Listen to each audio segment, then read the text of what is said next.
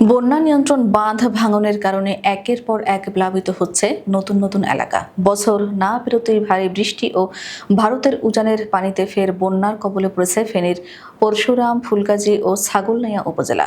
মুহুরী, কহুয়া ও সিলোনিয়া নদীর বন্যা নিয়ন্ত্রণ বাঁধের ২১টি স্থান ভেঙে প্রবল বেগে পানি প্রবেশ করে ঢুকেছে জনপদে।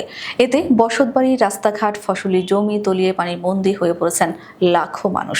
ছাগলনাইয়া, ফেনী সদর উপজেলায় বন্যার পানি বাড়তে শুরু করেছে। ফুলগাজী উপজেলায় বন্যা পরিস্থিতিতে তেমন কোনো পরিবর্তন হয়নি। এদিকে পরশুরামের পরিস্থিতির কিছুটা উন্নতি হওয়ার সঙ্গে সঙ্গে বিভিন্ন এলাকায় ক্ষয়ক্ষতি দৃশ্যমান হতে শুরু করেছে। উপজেলার বিভিন্ন জায়গায় বিদ্যুৎ সংযোগ বিচ্ছিন্ন রয়েছে। পানি উন্নয়ন বোর্ড সূত্রে জানা গেছে, মুহুরী নদীর ১০টি, কহুয়া নদীর ৬টি ও সিলোনিয়া নদীর ৫টি অংশে ভাঙনে অন্তত ৫৫টি গ্রাম প্লাবিত হয়েছে।